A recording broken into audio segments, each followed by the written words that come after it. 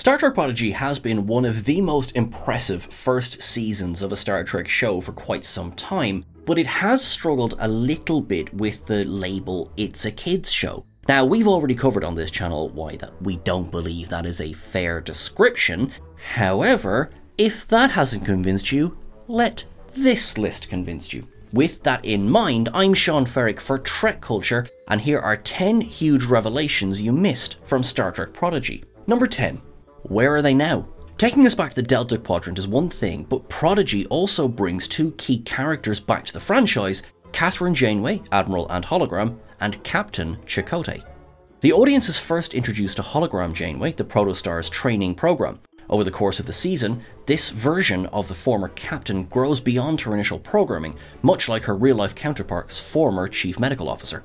Speaking of counterparts, Vice Admiral Janeway now has her own crew and ship with the purpose of finding the missing USS Protostar and its crew. Prodigy's Admiral Janeway is just as compelling as the character had been on Voyager, demonstrating the drive, focus and determination that helped bring her ship and crew home.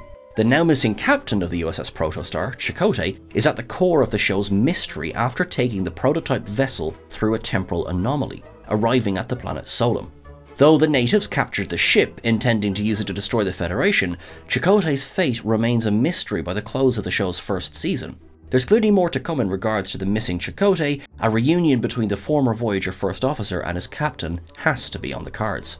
Number 9. Much more characters. Even after just 20 episodes, the crew of the Protostars received an immense amount of character progression. Take Jankum Pog for instance. Fans might have missed that he's a pre-Federation Tellarite who, in Preludes, reveals that he was aboard a sleeper ship and is responsible for saving 29 other lives. The same goes for Rock Talk. Starstruck explains that the Breekar has only ever eaten Nutrigoop, which again comes up in the already mentioned Preludes. Rock's trial by temporality in Time Amok elevated her abilities from de facto security officer up to extremely educated science officer, with episodes seeing her dip into different fields to help solve various situations. Zero, the Medusan, has a background embedded firmly in TOS, and its third season, Is There in Truth No Beauty? Their connection to a hive mind has already come into play with the Borg. There's been a constant reminder of the dangers of their natural form, and that's already borne out against the Diviner in A Moral Star. Gwyn also changes immensely over the season from a supplicant daughter to Federation protector, and the writing makes the progression a natural evolution.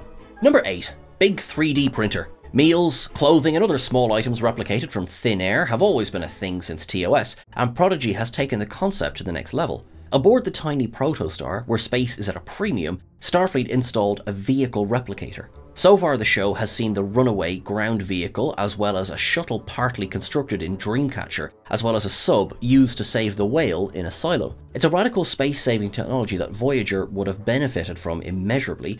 Just how many shuttles did they lose along the way? A point to note here, these replicated shuttles numbered 6 and 7. What were the first 5 vehicles created? Number 7. Overarching matters. As stated earlier, Prodigy's airing on Nickelodeon led to the belief that the show was for younger viewers only. How wrong that assumption has been.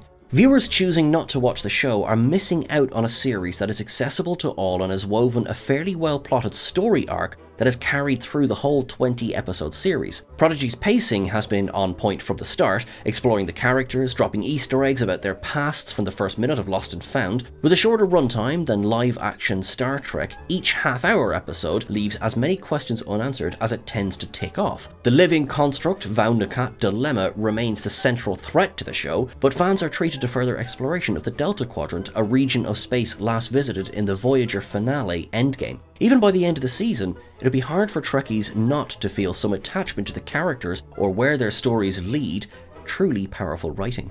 Number 6. Borg, the previous generation. Let Sleeping Borg Lie is likely to be the most chilling Borg installment since Data considered joining the collective. A dormant cube is located by the Protostar, and it looks like it's been asleep for some time. Rather than taking viewers into familiar post-First Contact design territory, Prodigy opted to turn back the clock to the original TNG Q-Who specs with bulging plastic tubes and ashen makeup. There's a good balance with that later version of the Borg, with a glimpsed sphere docked on the cube's surface and the first appearance of a vinculum which interconnects the drones since Voyager's Infinite Regress. Let Sleeping Borg Lie allows the collective to stretch its muscles in ways it hasn't since the Best of Both Worlds, even if the crew of the Protostar is guaranteed to escape. The chance to see hundreds of drones in action as a true relentless hive mind is something Star Trek fans have only really seen in First Contact, though this was teased in Picard, before they were spaced by the Romulan Zhat Vash operative Narissa. However, why the cube is dormant, and has potentially been for so long, given the look of the Borg, is not resolved by the episode's close. Number 5. Wormholes! Time travel! Some of Star Trek's most memorable moments have been born out of two huge sci-fi concepts. DS9 itself was parked right beside the Bajoran wormhole, and the Barzan wormhole appeared twice in the franchise. In Prodigy, a wormhole is responsible for the chronological displacement of the Protostar and the catalyst for the overarching story of Season 1.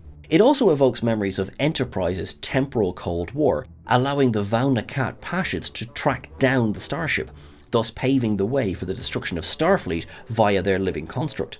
Season 1 appears to only be the start of such adventures, with the second part of Supernova suggesting that these themes are going to be a core part of the story. The opening of a new distortion to what must be 52 years in the future allows all sorts of possibilities for the series. Travel to the future does give Prodigy the chance of stretching its legs outside of the 24th century, while still keeping well clear of Discovery's 32nd century antics. Number 4. Romulan negotiations. Darting across the galaxy thanks to the proto-drive, Prodigy covers a lot of spatial territory, opening up new worlds and new adventures. Long-term fans, though, will be excited by the return of the xenophobic Romulans in their prime. There's still the existence of a neutral zone, the Andorian commander Tysus confirms, and peace negotiations are ongoing. This references Picard and the alliance established in DS9 during the Dominion War. Prodigy also brings back the Dideridex warbirds, the immediately recognisable ships of the Empire.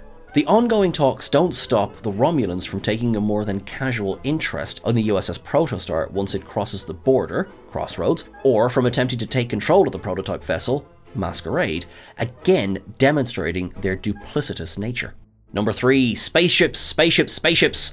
The two most recent animated series have been a smorgasbord of delight for Starship fans, with Prodigy pushing slightly ahead. Aside from the streamlined USS Protostar, Prodigy has introduced Starfleet's own version of the USS Dauntless from Voyager's Hope and Fear. The Centaur and Akira class ships have made an appearance, as well as the much-loved Sovereign class and Defiant class vessels. The attention to ship detail and canon is undeniable.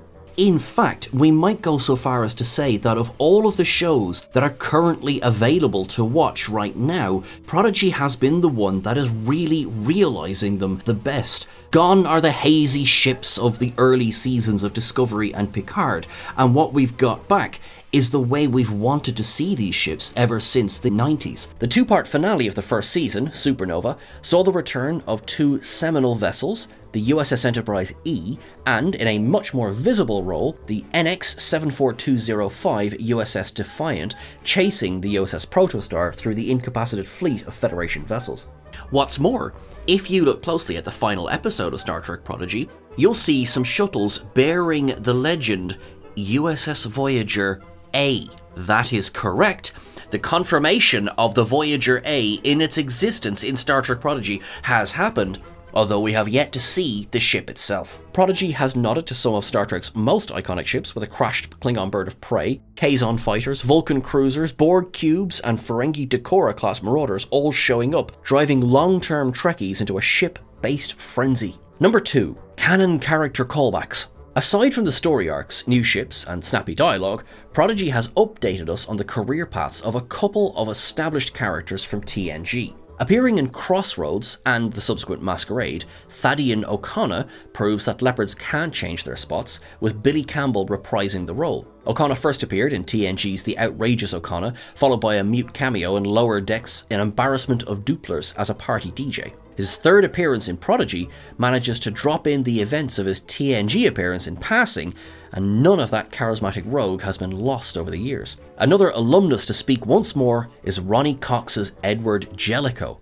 Finished with implementing a 4-shift rotation and chewing out Riker in Chain of Command, Admiral Jellicoe manages to chomp through Vice Admiral Janeway's requests twice, with just about as much grace as he did before. Jellicoe leaves her in no doubt as to who's in charge on his watch. Number 1. Sing us a song.